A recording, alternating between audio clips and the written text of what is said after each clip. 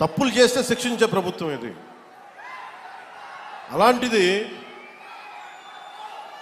అంటే ఇది ఎందుకు చెప్తున్నానంటే మీకు వినండి మళ్ళీ అరవండి,